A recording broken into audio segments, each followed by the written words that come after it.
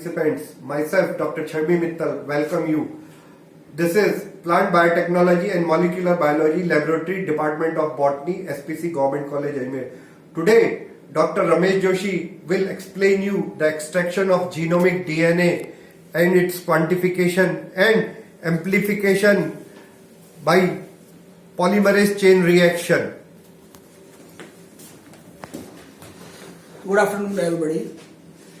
आज इस molecular biology की लेबोरेटरी में मैं आपको starting from genomic DNA extraction to the amplification of by PCR के बारे में मैं आपको पूरा डिटेल में बताऊंगा। किसी भी मॉलिक्यूलर बायोलॉजी के एक्सपेरिमेंट में, चाहे वो आरएपीडी टेक्निक हो, चाहे आईएसएसआर टेक्निक हो, पहला जो स्टेप होता है उस स्टेप में हम सबसे पहले जीनोमिक डीएनए का एक्सट्रैक्शन करते हैं। तो प्योर फॉर्म में जीनोमिक डीएनए का हम लोग एक्सट्रैक्शन यहाँ करते हैं और इस जीनोमिक डीएनए के एक्सट्रैक्शन के टाइम इसका प्योरिफिकेशन करते हैं, देन इसका क्वांटिफिकेशन करते हैं। तो here what we have done is, first of all, this is the genomic DNA we have extracted. The genomic DNA of the different plant materials have been extracted from different plant species. ये genomic DNA है जो कि 200 माइक्रोलीटर्स हम लोग इसको store करते हैं इन -20 degree Celsius temperature. इस जीनोमिक डीएनए का सबसे पहले हम क्वांटिफिकेशन किया जाता है। क्वांटिफिकेशन हम यूवी स्पेक्ट्रोफोटोमीटर से करते हैं। ये यूवी स्पेक्ट्रोफोटोमीटर है जो बिल्कुल ही ऑटोमेटिक यूवी स्पेक्ट्रोफोटोमीटर है, जिसमें जिस डीएनए का क्वांटिफिकेशन करना है उसका 4 माइक्रोलीटर इसकी कुवेट में डाल देते हैं और उसके बाद यह स्पेक्ट्रोफोटोमीटर ऑटोमेटिकली उसका क्वांटिफिकेशन बता देता है। इसके अंदर एक प्रोग्राम फील्ड है, उस प्रोग्राम से यह आपको पूरा की पूरा उसकी कितनी क्वांटिटी आई, क्वांटिटी मींस पर microlitre of solution how much DNA is present. Generally 700 to 1000 nanogram genomic DNA आना चाहिए। ये स्टैंडर्ड है कि भी अगर आपने जीनोमिक डीएनए निकाला है तो इस जीनोमिक डीएनए का 700 से 1000 नैनोग्राम डीएनए पर माइक्रोलीटर आना जरूरी है। After quantification of genomic DNA which we have extracted from different plant species to perform the ISSR, RAPD या किसी भी जीन या डीएनए के टुकड़े को एम्पलीफाई करना है तो यह सबसे पहले क्वांटिफिकेशन का काम होता है। After quantification of this DNA उसके बाद हम इलेक्ट्रोफोरेसिस पे आते हैं। इलेक्ट्रोफोरेसिस में क्या होता है कि हम इलेक्ट्रोफोरेसिस में सबसे पहले उस जेल बनाते हैं। 0.8% की एगेनोस जेल इस जेल प्लेट के अंदर डाल के, this is the gel caster, यहां पर हम जेल को कास्ट करते हैं और फिर उसके बाद इसको इलेक्ट्रोफोरेसिस में डाल के इलेक्ट्रोफोरेसिस में इलेक्ट्रिक करंट पावर सप्लाई से 80 वोल्ट के करीब पावर सप्लाई में से इसको करंट पास करते हैं, जिससे डिफरेंट मॉलिक्यूलर वेट के डीएनए सेपरेट हो जाते हैं। अब जब अपन जीनोमिक डीएनए करते हैं तो केवल एक ही बैंड आता है, क्योंकि पूरा जीनोमिक डीएनए एक ही क्रम में वहां सेपरेट होता है। आफ्टर कंफर्मेशन कि जीनोमिक डीएनए इसके अंदर आ गया है, उसके बाद हम लोग क्या करते हैं, इस जीनोमिक डीएनए का 25 नैनोग्राम लेते हैं। ये 25 नैनोग्राम हम पीसीआर ट्यूब में लेते हैं। इस पीसीआर ट्यूब में 25 नैनोग्राम जीनोमिक डीएनए, जिस जीनोमिक डीएनए की जीन को अपन को क्लोन करना, एम्पलीफाई करना है या उसका आरएपीडी और आईएसएसआर प्रोफाइल देखना है, उसको हम 25 नैनोग्राम डीएनए इसमें डालते हैं। उसके बाद इसमें टैग पॉलीमरेज डालते हैं। उसके बाद इसके अंदर प्राइमर्स डालते हैं। We have the number of primers for the different genes and ISSR and RAPD primers. यह प्राइमर हम बाहर से इंपोर्ट करते हैं। इन प्राइमर्स को डालने के लिए पहले रिएक्शन मिक्सचर लेमिनर फ्लो में इसमें डालते हैं। Reaction mixture include first genomic DNA, primer, tag polymerase, dNTPs, MgCl2 and PCR buffer. ये सारा इसके अंदर करके इसका टोटल वॉल्यूम 25 माइक्रोलीटर आता है। तो डिफरेंट प्लांट स्पीसीज का डीएनए हम लोग इसके अंदर ले लेते हैं डाइवर्सिफिकेशन जीनोमिक डाइवर्सिफिकेशन देखने के लिए। तो यह 25 माइक्रोलीटर को हम लोग, ये जो पीसीआर है, this is a PCR machine.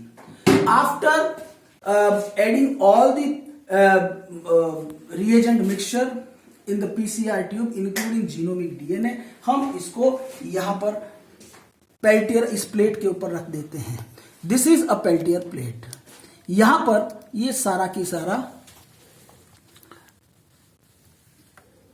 ये सभी यहां पर डाल देते हैं। दिस इज दी, ये प्लेट है जिसे पेल्टियर प्लेट कहते हैं पीसीआर की, और पीसीआर के ढक्कन को ढक देते हैं। उसके बाद पीसीआर का एक प्रोग्राम शुरू करते हैं। प्रोग्राम के अंदर, पीसीआर प्रोग्राम के अंदर सबसे पहले डीनेचुरेशन साइकिल आती है। तो पीसीआर प्रोग्राम जब अपन शुरू करते हैं तो यहां पर अपन को 3 साइकिल देना पड़ता है। Denaturation cycle means denaturation cycle में सबसे पहले डीएनए को सिंगल स्ट्रैंडेड करेगा, डीनेचर करेगा। उसके बाद सेकंड जो साइकिल एनिलिंग साइकिल होती है, एनिलिंग के अंदर जो प्राइमर हमने इसमें डाली है वो प्राइमर हाइब्रिड हो जाती है पर्टिकुलर जीन के पास जाकर, और जो डीएनए का अपन को अगर आईएसएसआर प्राइमर है तो अपनी कॉम्प्लीमेंट्री सीक्वेंस पे जाके हाइब्रिड हो जाती है, और आरएपीडी प्राइमर है तो अपनी कॉम्प्लीमेंट्री पे जाती है, और एक पर्टिकुलर अगर जीन के लिए अपन करते हैं तो वो जीन के पास जाके वो प्राइमर हाइब्रिड हो जाती है।